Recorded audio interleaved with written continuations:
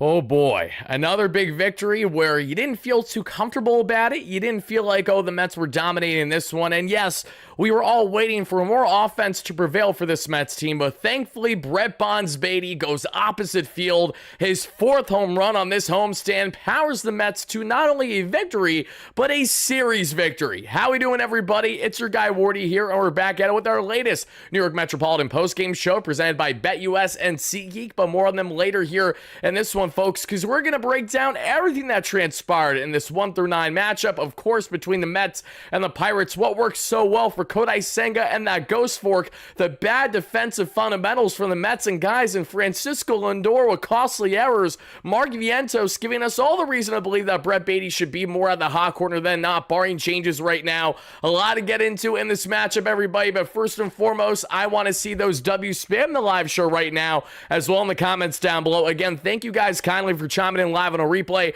for our latest post-game segment. I'm amped up, as always, to break down the latest victory in Mets town. Now, if I'm not mistaken, aren't the Mets 28-15 on the season? That's pretty darn good if you ask me. So even with the Mets not playing their best baseball on all fronts, their pitching continues to absolutely dominate. It carries to be the best rotation ERA in all of the National League, and it looks like this Mets pitching staff is still just getting started, with Sean Manaea making great steps in the right direction, finally getting some pitches off the mound that we broke down in a video that dropped earlier this morning. Check it out in case you guys haven't already, as well as Frankie Montas working his way back from injury that he sustained in the beginning of spring training. More arms are coming, everybody, and this is all while the Mets still have a starting staff that is up there at the tippity top of the list so far in Major League Baseball this season. Thank you guys again for chiming in. See those LFGMs in the chat. I see all my amazing members. So folks, before we break down this ball game, before we get into it all, we're going to let it rip as we always do, but I'm actually going to do a quick roll call shout out, and then I'll do what I'm about to do. If you guys know, you know.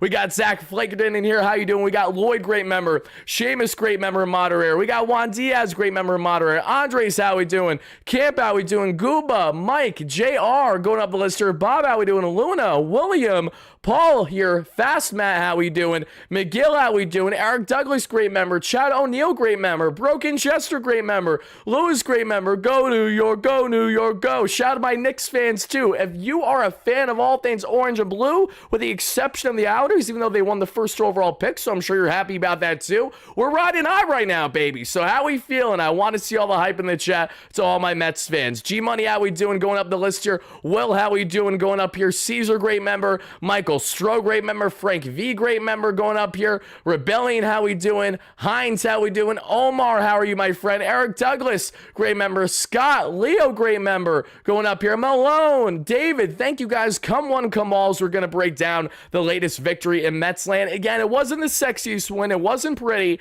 And yes, there are things that we can rightfully critique from this ball game, but in the end, what is most important? The Mets won the ball game. So let's get into this series victory. Scott, thank you kindly for the $5 holla. Scott right away says, LFGM Mets bomb Baty. Can we agree? Mark is not a true third baseman. Thank God for the Pirates. God bless you, and Shay. God bless you too, Scott. Thank you so much for the donation. And we're going to talk about Vientos' defense and what went wrong yet again in this matchup, where Baty can potentially thrive at the hot corner, and a whole lot more, everybody. But you know the drill by now. Sean, great member. Everybody, Juliet, great member. You guys know. Mr. Delightful knows. Let's let it rip as we always do with the one, the only, the official WardyNYM post-game jingle, baby. Let's go. Post-game. Post-game. Calling all Met fans, come and join us now. Talking about this game and gonna break it down.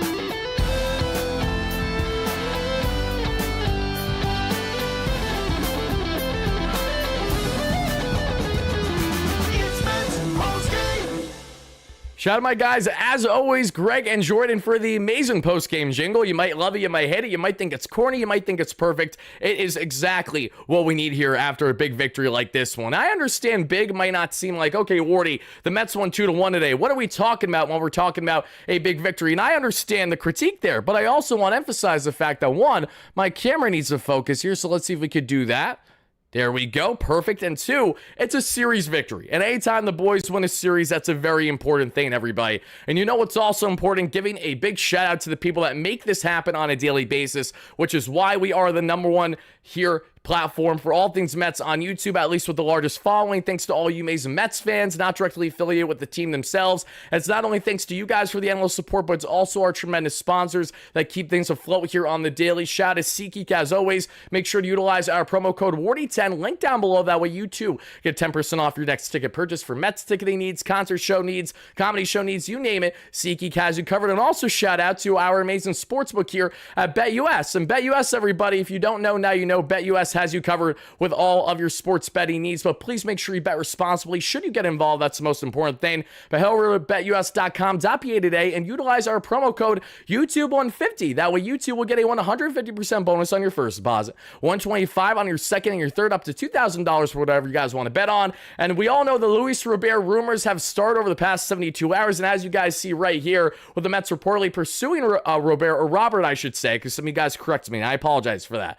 Right now, Luis Robert and the Mets plus 900. Could he be the missing piece for a World Series run? It's kind of crazy to say that for a guy that's not even batting the Mendoza line, but there is obviously upside to Robert, which is why the Mets are in his market among other teams. So I would love to hear from you guys, your thoughts either being for or against a Luis Robert trade that we broke down a couple days ago, and these odds here at plus 900 for plays like this, among many other props and plays. Head over to betus.com.pa today. But let's see. Jack, thank you kindly for the $2 holla. Jack says, thanks for getting the jingle stuck in my head. Absolutely, Jack. That's what I'm here for, baby. What else am I here for, right? So, all right, guys, I digress. Let's break it down. My man, Demille, thank you so much for the $5 holla. Original Wardy fan here. Baty got that dog in him. Oh, you are an absolute OG. Mr. Cruz, if for those that don't know in the chat, Demille and I apologize if I'm saying your name wrong, but I'm trying my best here. Mr. Cruz here has been an OG follower since the first year of Wardy's inception here on the platform. So I can't thank him enough for the endless support. Thank you for that donation.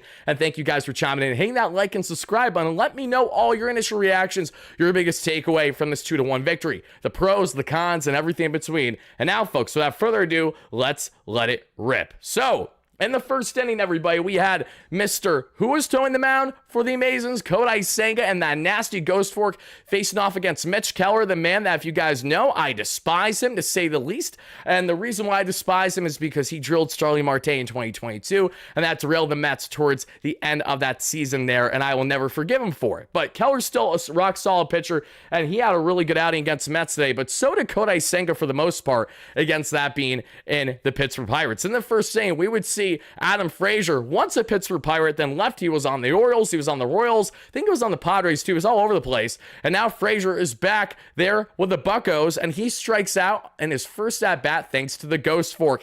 Nasty work early by Kodai Senga as he then gets IKF to pop out, and nothing else transpires on that inning. A nice inning of work there for Kodai, escaping things without a problem. In the bottom of the first, we would see Juan Soto get on with a first inning single. And I gotta be honest, I don't remember how many times Juan Soto has gone on base in his first at-bat of the ball game with a hit. We've seen him with walks, obviously, but we really haven't seen too many hits in the first inning right away for Juan Soto. So I was happy to see that. And he probably stole second base too. And I will give credit where credit's due. I know Juan Soto is not fast at all, which is why I don't like the guy running much as is. But he knows when to take advantage of an opposing pitcher that does not have a good pickoff move and gives up stolen bases at an alarming rate. That's Mitchell Keller, and similar to Edwin Diaz, for example, they both have something in common, not having a proper pickoff there to first base. So Soto steals second base, and there's a runner in scoring position for the Mets right away in this ball game.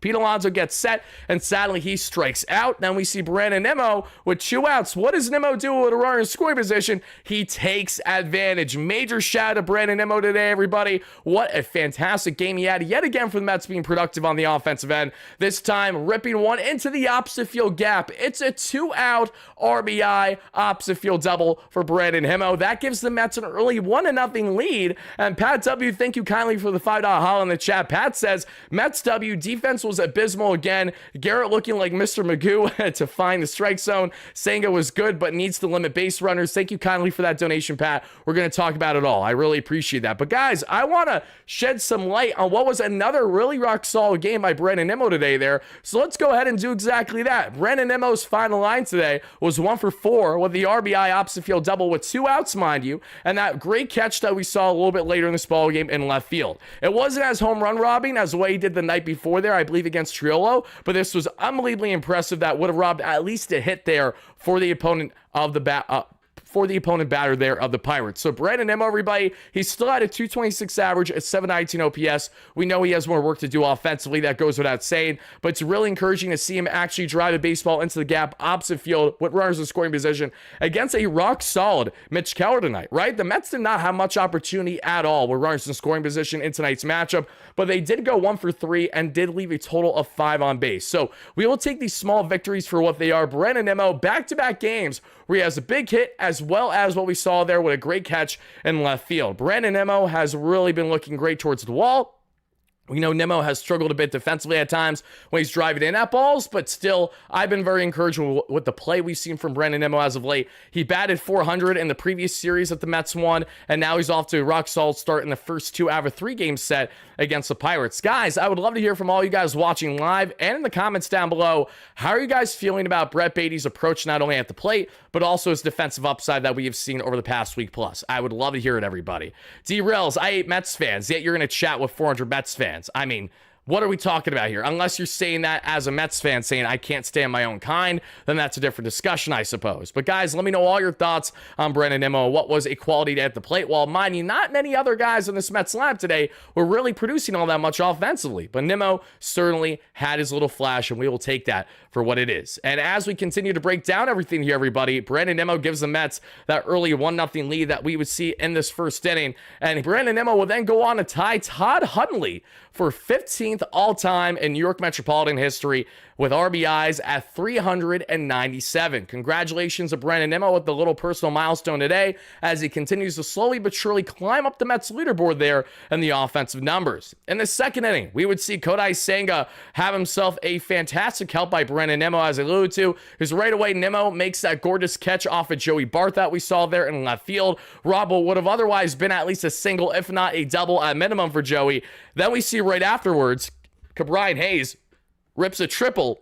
Canario then with a pop out. So, okay, there's a runner out third, and there is 2 outs. What's going to happen now in the approach against Triolo here? It's a big strikeout is what happens. Kodai Senga gets the nasty ghost fork to work yet again, and we see that transpire, everybody. We then head to the bottom of the second after Kodai Senga escapes a mess where he had a runner out third with only 1 out. No problem for Mr. Kodai Senga. In the bottom of the second, I should say, we get to Jeff McNeil, Alvarez, and Baty. They go down 1, 2, 3 in order. And the third, now officially in the third inning, we would see Davis have himself a 1-out single, Frazier with a double, and it should have been, at the time, a complete error there by Mark Vientos, because Vientos goes in a little bit on the ball, and it hits him right in the chest, and then ricochets opposite direction, which allows Frazier, the veteran infielder, to get all the way to second base. Vientos had a pretty uninspiring day at third base today. I think that goes without saying, because not only did he have this costly, what should be labeled as an error, I don't know if they've officially changed it or not, but ultimately, later on in this ball game, too, he had a defensive blunder where, while he's not at that much fault, at the same time, he didn't go out of his way to try to correct his way to try and correct it. But it appears that unless you were just watching the replay from SNY, you didn't really know exactly what transpired in that second play that we're going to get into here in a second. And guys, I'm seeing a lot of Baty truthers in the chat. If you guys are pro Brett Bonds Baty, let me know how you're feeling right now, as Brett Baty now, everybody, has 4 home runs on this homestand. I was grateful to say that I've been in attendance for 2 of his home runs already this year. One was against Zach Wheeler, and the other was against Jameson Tyone this past Friday. But as we continue on, everybody, in the third inning, After Davis gets on with the 1-out single and Frazier then with the unfortunate double, IKF then strikes out in the ghost fork. Nasty work there by Kodai, and then a big ground out on Brian Reynolds, who continues his underwhelming play so far this season.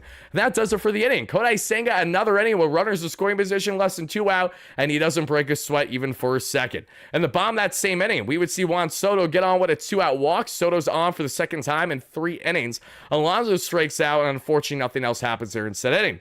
Baty no wins a threat. Let's go Mets. Hi Wardy, how you doing, James? Happy to have you in here, my man. How you feeling about Brett Baty so far, James? It seems like you're pretty positive about him. Scott in the chat is saying that Brett Baty's our future third baseman. Let's see, guys. Let me hear in the chat. We got a lot of Brett Baty stands right now. I'm happy to see you guys come out of the woodwork. I really am. As we continue on from here, everybody, we would see as we then get to the 4th inning, Joey Bart gets on with a walk. Brian Hayes rips a single, and Bart gets to 3rd. Color me shocked. Another inning where Kodai Senga has to work runners out the corners, this time with no outs. Truly, Kodai Senga can't get out of this jam unscathed, but wait. He not only does, but he does it in literally the most dominant way possible. He strikes out Alexander Canario with the ghost fork. He strikes out Triolo with the ghost fork. And you want to know what he does to Bay? He strikes him out with the ghost fork. He strikes out the side after allowing the first 2 on with a runner in scoring position. And he says, nah, I got this, buddy.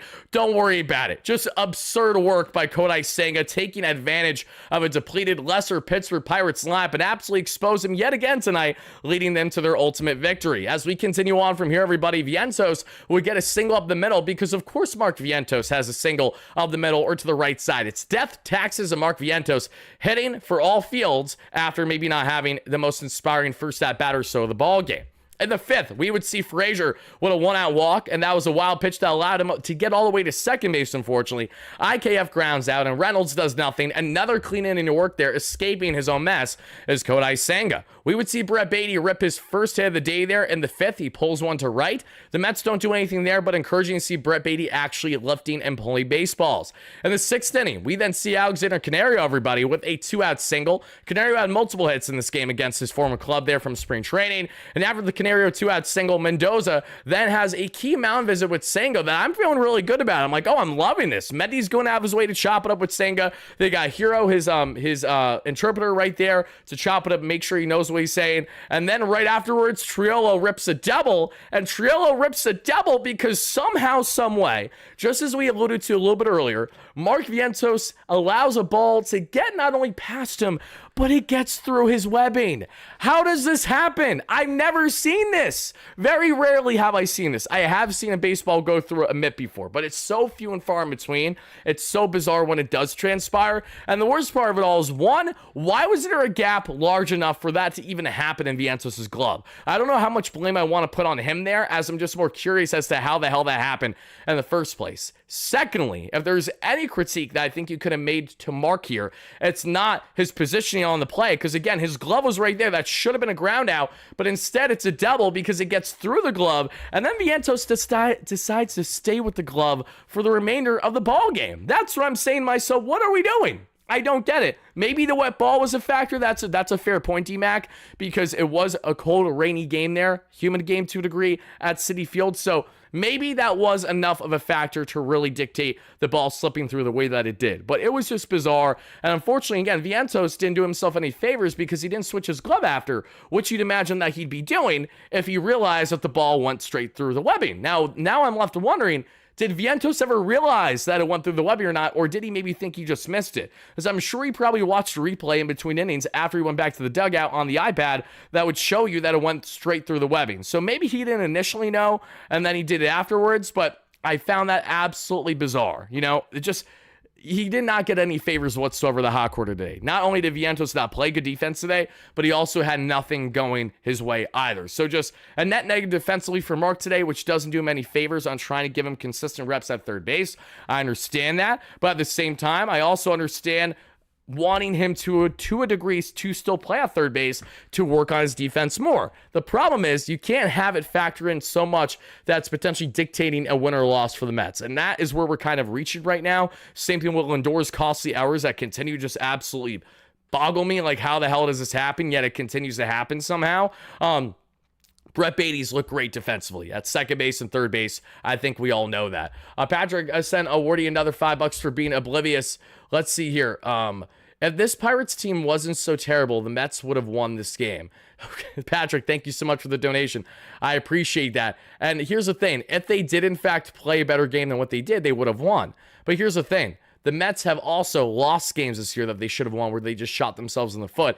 It does feel nice for them to get a victory and a series victory every once in a while where they really didn't have a lot working. Unfortunately, the Mets have a tendency at times, not that they consistently do this because they have changed under Mendoza a bit the past year plus, but the Mets do have a trend, which is the following, and that is playing down to your competition and playing up to your competition, right? When the Mets play some of the better teams in baseball, they usually try their best to show up. When they play teams that are more bottom feeder, especially in case of the Pirates, 10 plus games below 500, they have no offense to show. And yes, you can make the arguments about the rain. Yes, you can make the arguments about this and that. But at the end of the day, it's not only just giving credit to the Pirates pitching staff, but it's also further showing a frustration to the Mets because let's not forget, the Mets yesterday left like what? At least 10 on base. They were horrendous for runners in scoring position yesterday. And today, they barely got anyone on base to even make things happen. Kevin, thank you so much for the $5 donation. I appreciate that. Kevin says, no E5 on Mark was ridiculous. Scores are bad right now. Through the glove, no error. I don't think Vientos should get an error for the ball that went through his mitt.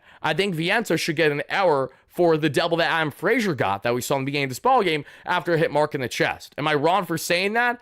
You guys let me know in the chat. And again, this is not to personally nitpick Mark. I love him, love the Vientoses, but I'm just talking about what we saw tonight and what we feel is like what actually happened there defensively. I didn't like the first play. The second play, I gave him more benefit of the doubt for. First play, though, grinded my gears, I think, more than anything else. But I digress. As we continue on from here, everybody, the Mets at this point in the ball game, again, we're still trying to make more things happen, even though that they didn't have a lot to show at this point. So as we continue on from here, everybody, we would see that ball get through the webbing somehow, Vientos, and then here comes Reed Garrett. So Kodai Senga's day is done. Reed Garrett comes in, and he's rocking glasses because apparently Reed Garrett pregame was having an issue with his contacts, and he was not able to find himself wearing his contacts for the game. So he was actually rocking glasses that he hasn't really rocked since the minor leagues back with the Baltimore Orioles. If you guys remember, he used to rock them back in a little bit, but he hasn't for the Mets in a hot minute now. Edward with a $5 haul. Thank you so much. He says, today was a small W, but most games are big W's. Exactly. And a series victory is very important and can't be understated. So as we continue on from here, everybody, after we would see Reed Garrett come in, he unfortunately walks Bay, and I wonder how much of this was an eyesight issue or just not having his command. Then Davis, we would see with an RBI walk because the bases were loaded at that point. And mind you, this is the bottom of the barrel, the bottom of the order for the Pittsburgh Pirates. Henry Davis, you somehow walk and don't challenge. That's absurd, which is why I think that Garrett quite literally just couldn't see well in that moment or just really had no command at all in the moment. That tied the ball game 1-1. Adam Frazier then grounds out, and that does it for the inning, but not before, sadly, Kodai Senga gets a run charge on him that was far from deserved. Senga's final line, everybody, is as follows. 5.2 innings, 102 pitches, the most pitches that Kodai Senga has thrown in a start since September of 2023. 6 hits, 2 walks, 1 earned run, 7 strikeouts. What should be just over a 1-year ERA is now 1.22 from a 1.16 instead. But Kodai Senga was unbelievably good tonight. I can't get over his resiliency to get out of jams basically every single inning in tonight's start. It is really jaw-dropping just how impressive he looked from start to finish today, including, again, having a runner at third with no outs thanks to the triple that he gave up to Brian Hayes, allowing runners after a walk to go all the way first to third and still not allowing them to score. And then, of course, it's after Kodai Senga is pulled from this ball game. Well, who would have known if Kodai got a quick out if he stayed in this one for Reed Garrett? But he was already at 102. They were like, we've had enough. So that does it for Kodai Senga's final line today. I thought he was tremendous. This is not one of these starts that I look at and I say to myself, oh, okay, because he didn't even go 6 innings, that he doesn't deserve a good rating. I have to give him a good rating today. I'm giving Kodai Senga a very strong 7 out of 10 today, if not higher. I thought he was fantastic. The Ghost Fork was disgustingly good, as I mentioned. He threw it 40% of the time tonight, guys. Listen to that.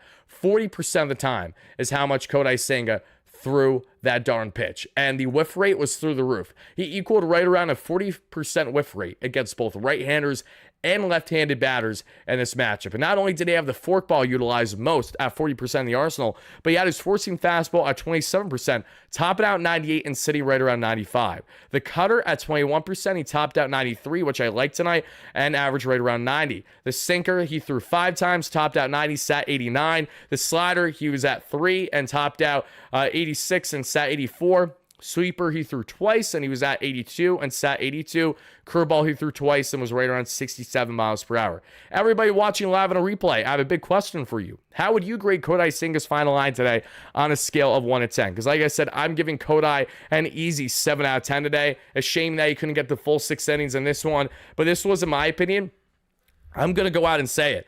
I think that this is right up there with the best start that Kodai Senga has had this season, and here's why. Senga had to work behind every single inning for the most part, where he was having himself one, if not multiple runners on, guys in scoring position, less than 2 out. That is unbelievably difficult to get out of your own mess as consistently as he did it, when, mind you, the defense was no help to him whatsoever between Lindor and Vientos today either. So even with the defensive blunders, Kodai Senga, I thought, was absolutely tremendous and deserves a rightful grade today. So he gets 7 out of 10 once more from your guy, Wardy. Shout out to Mr. Delightful, Steve, Rebecca, all our great members in the chat. Michael Stroh, how we doing? Eric Douglas, PB9, Chris Norden, Alexis Rodriguez, thank you so much for the $5 haul. I appreciate that. Let's see what my friend had to say here. And they said the following: in the worlds of Vin Diesel, by inch or a mile, a win is a win. Oh, love that. What a reference. We got Vin Diesel references here late night on Tuesday, May 13th. I love that. Hell yeah, give me that for sure. Kodai, is he an all-star? Yes, or absolutely. You know what, Bob? Okay, guys, I got to give you a quick tangent that'll take 2 seconds. You want to know what really grinds my gears? How you doing, Caleb, in the chat, by the way? Everyone chiming in live and replay. Hit that like and subscribe on your way in as we're breaking down the latest big victory in Mets land, the latest big series victory by a final score here of 2-1. Now, there's one thing I got to say on Kodai Senga that's drove me up a wall. I've seen people continue to my live chat in the comments so far this season telling me that Kodai Senga is no ace. I'm sorry, what? You actually stood there, sat there, did whatever the hell you did, thought for either 30 seconds to even maybe minutes on end, and came to the conclusion that Kodai Senga, a Rookie of the Year and Cy Young Award candidate in his last fully healthy season for the Mets, isn't an ace caliber pitcher for the Mets, when he has now a 1.22 ERA, has one of, if not the most unhittable breaking ball in all the National League. And you mean to tell me that he's not our ace? Kodai Senga is better than Shamanaya. Kodai Senga is better than Frankie Montas. Kodai Senga is better than Clay Holmes. Kodai Senga is better than every other pitcher in this staff, and I will stand by that. The only thing that Kodai doesn't have to back himself up right now is length in his starts. But that goes without saying that every other starter for the most part this season has struggled to go beyond 5-6 innings, to say the least. Now, maybe Manaea will change things and give the Mets a lot of Bulldog 7+ inning outings. Not to say Senga can't do that either, but Senga's the one coming off of an injury. So I, again, cannot stand the notion that a guy who has been nothing short of nails for this Mets team, as long as he's been healthy, and you're not going to call him an ace, I just think that's absolutely absurd. He's fantastic. He's continued to be fantastic, and he's getting better every single time out there. It's just so stupid to me. That face you made is worth to make a sticker. Maybe at some point, Leo. I like the idea for sure. But yeah, that just, I thought, was blasphemy. And I'm really glad that he had himself another sharp outing today to prove those naysayers wrong as to why Kodai Senga is nothing short of an absolute dog. But guys, speaking of Kodai Senga, let's get back to breaking down this Mets game and talk about this, everybody. After Kodai's start today, the Mets now, and I want to give a shout out to Greg Harvey on X for this statistic, the Mets now have 5 different players this season with a sub 3.15 ERA and 40+ strikeouts through 8 starts. This consists of guys like Canning, Holmes, McGill, Peterson, Senga, just to name a few. No other team, not just in baseball this season, but no other team in Major League Baseball history has put up such numbers, having that had from 5 such players to start a season. For the first time in MLB history, the Mets have themselves 5 starters with sub 3.15 ERAs and 40+ Ks. This is without Sean Manaea. This is without Frankie Montas. If you don't believe in the pitching lab, if you don't believe in what the Mets are doing, then you might as well get your ass out of here because you clearly aren't paying attention. They're doing tremendous work right now, and this is while they're all not firing on full cylinders yet because we have more reinforcements coming within the next couple weeks. Very exciting stuff to say the least, everybody. But as we reel back into this one, let's get back to breaking down this Mets game. As we know, Kodai Senga gives up that one run that was thanks to Reed Garrett. It's a 1-1 ball game. We get to the bottom of the sixth, and it's a 1-2-3 there for the Pirates. Alonso, Nimmo, and Vientos go down in order. D-Mac with a $5 haul. Thank you so much for that. D-Mac states the following. Ron asked if it's easier for Pirates to lay off Garrett's splitter after seeing so many ghost forks. Garrett pitched similar but less effective. Thoughts? That's an interesting take for sure.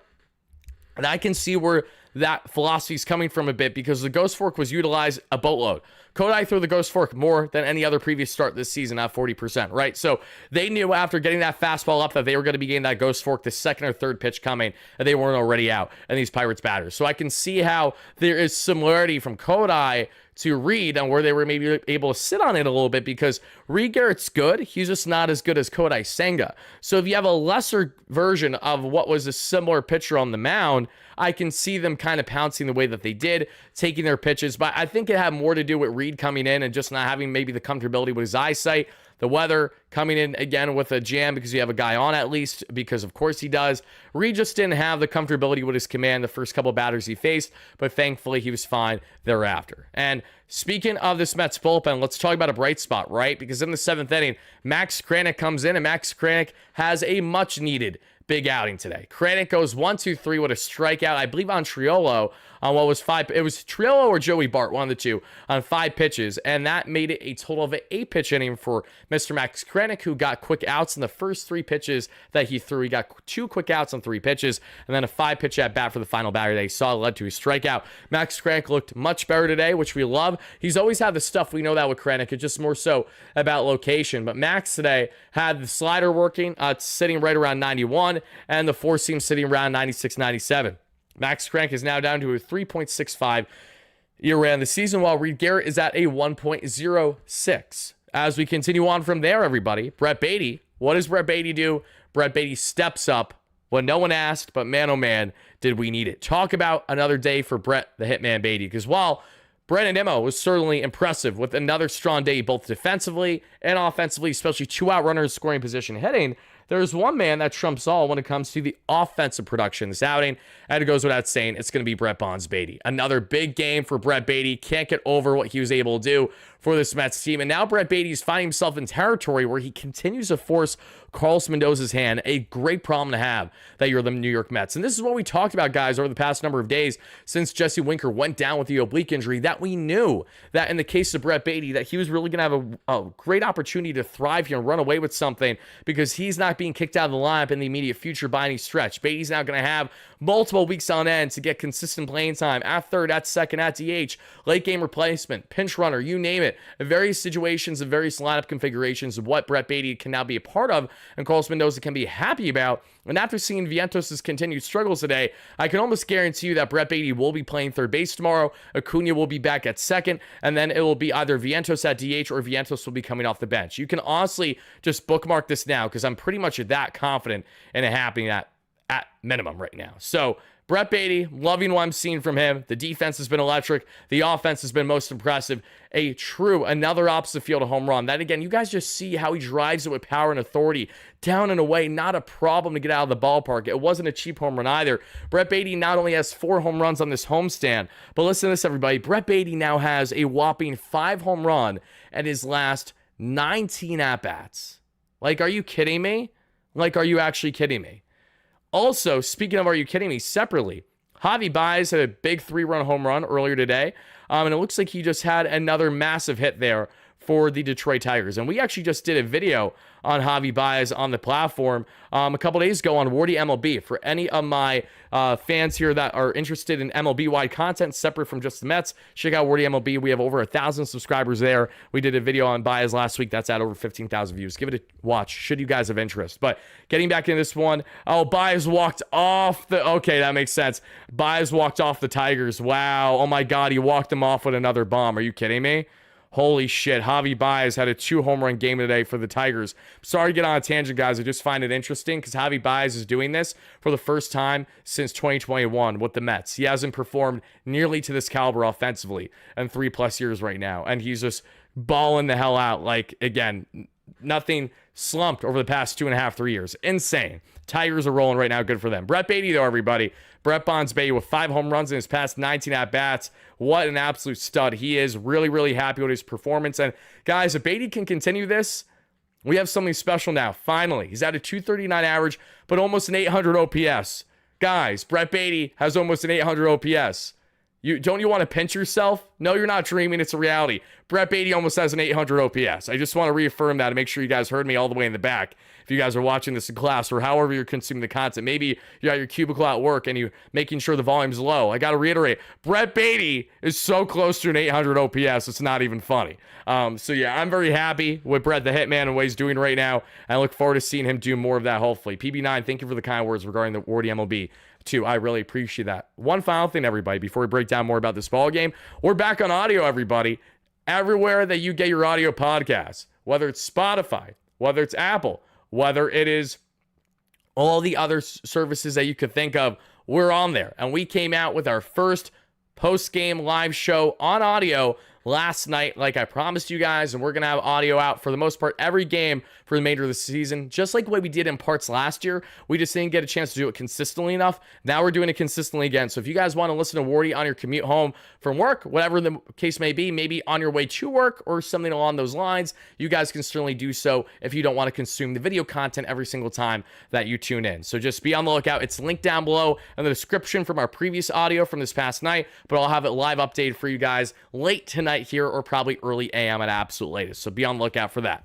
As we continue on, everybody, because Brett Baty's opposite field home run was tremendous for this Mets team. And that gave the Mets at the time a 2-1 lead then as we then headed to the 8th inning. And in the 8th inning, everybody, here comes flame-throwing Ryan Stanek. What does Ryan Stanek do tonight, everybody? He's an absolute bulldog is what he does. He touches 99, no, 100 on the gun, throwing absolute gas to Stanek. He blows a 99 here past Brian Hayes. He gives up a single to Alexander Canario, tip of the cap.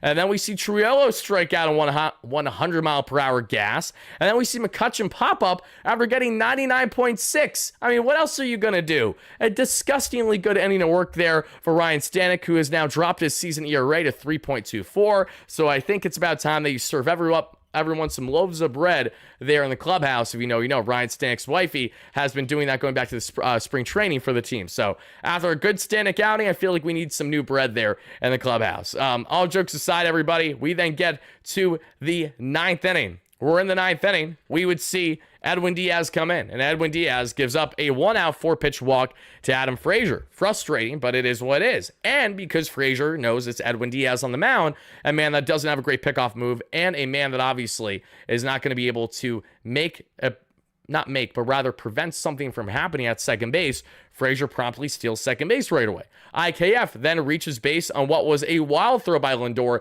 his second error of the ball game, mind you. I don't know if I mentioned it earlier regarding Lindor's previous error. If I didn't, I apologize. But Lindor, again, bizarre errors. Like, how is this happening? I just can't get over the fact that Lindor, out of all people, is having errors. And I apologize. He's had, two errors over the past 2 days. It's just nuts. Lindor with his second error in as many days, and then we see him steal second base. So there's runners at second and third.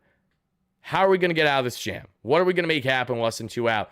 Somehow, some way, he works out of it. Because not only does Edwin Diaz work out of it, but he does it the most Edwin Diaz way possible, right? He gets a called strike 3 on Brian Reynolds, which was absolutely painted, dotted, gorgeous strike there on what was not even a really hard fastball. Maybe that threw off Reynolds a little bit. I'm not sure. But it's 95 there on the 4-seam that's dotted, and that's going to be strike 3 right down the pipe for the most part. And then you get a huge ground out there on Joey Bart, and that does it for the ball game. That is another big save for Edwin Diaz and this New York Metropolitan team. And they go on to win this one by a final score of 2-1, everybody. Let's see what you guys have to say in the chat right now. Going to scroll up just for a second to see if there's any key comments I want to highlight here, and then we will go on from there, folks. Let's see. Charlene, I love you too. Thank you so much for chiming in. I appreciate that.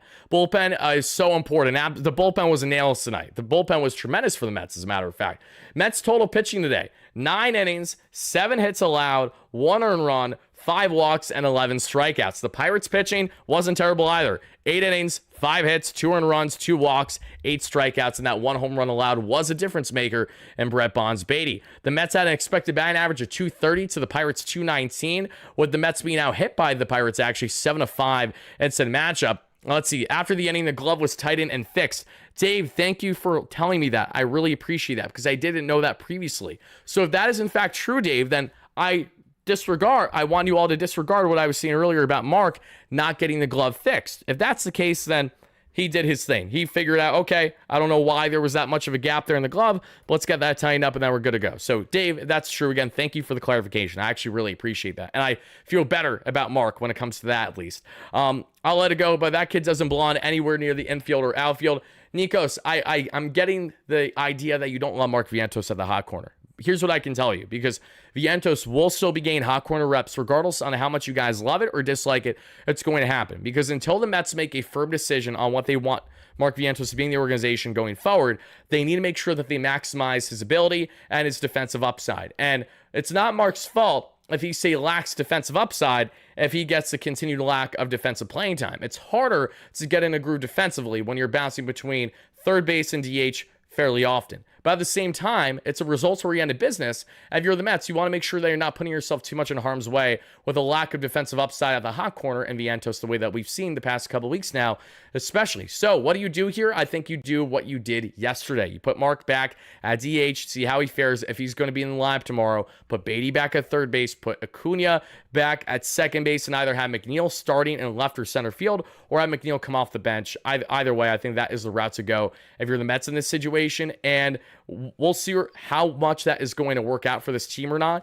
But if there's at least one good thing, it's that the Mets now have an abundance of riches with their infield options. So even if, say, one guy doesn't perform too well, Carlos Mendoza doesn't need to be as stubborn to say, well, I have to have him play here every day regardless because we just don't have anyone better or we don't have someone else to consider. That's why Brett Baty's impact is so important for this Mets team. It's much greater than I think any of us could have initially fathomed when he was first called back up by the Mets this season. And that just shows you the utility and how much quality that comes along with it that allows Carlos Mendoza to be as unique as he is with the lineups and can hopefully, again, have Vientos deviate a bit more from his defense. While, again, do I want to see Mark Vientos have himself more games at third base with the expectation that he gets better at third? I do. But do I also understand the rightful criticisms behind why people want nothing to do with him at the hot corner and prefer if he's a standalone DH? Yes, I completely understand that too. I'm just speaking more so from the mind of how I know David Stearns and Carlos Mendoza are thinking. So I promise you, they're not trying to write off Mark's defense just yet, even with how much is laboring so far this year. Billy Dottie, thank you so much for the $2 holla. I appreciate that. Steve, great member of the chat. How are we doing, Steve? We got, pardon me, everybody. We got Jose. We got Patrick. We got No Name. We got Kevin Kane. We got JTB. We got Rebecca. Billy Dottie with a $2 holla states the following. Would you trade Mark for Devers if presented? I mean, based on the current player, Rafi Devers is a tremendous bat. So, yes, I wouldn't really think too much about it. I really wouldn't think twice, but it's not changing much if you brought in Devers. Like, offensively, there's more of an immediate impact with Devers. We know how much of an upside he has, and we know that him and Soto on the same lap together, back-to-back potentially, would be absurdly good. Very lefty-heavy, but exciting at the same time. But the reason why it's never going to happen is, one, why would the Red Sox go out of their way to trade a net negative defensive man who plays mostly third base up until this season for a guy who profiles best as a DH? It just doesn't make sense from the Red Sox point of view. And I don't see the Mets giving up on Vientos that early either, if I'm being completely honest with you, because, again, we saw a lot of upside with him last year. And I think we're seeing a lot of the offensive upside array the past couple weeks. I don't think that we should just write him off because he's been having the defensive issues that he's had. What I do agree with, though, is maybe saying, okay, if this is going to be costly to the team, give him more reps at DH then. You have to find a balance to make sure that's not hurting the Mets too much while still allowing him to prosper and hopefully blossom with the bat the way that he had 27 home runs in just over 100 games last year.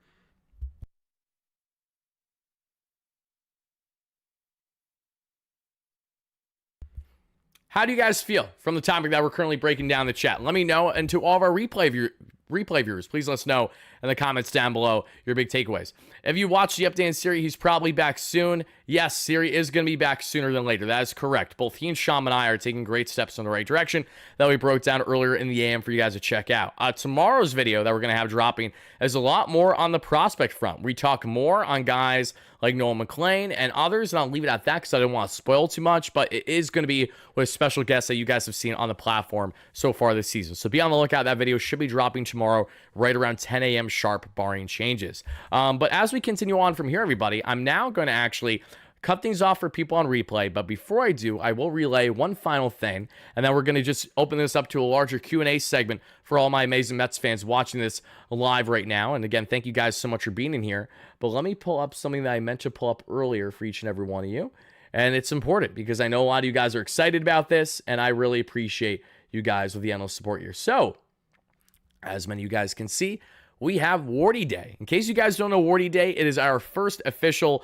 Citi Field gathering together, Mets fans. August 1st, this summer, the day after the MLB trade deadline.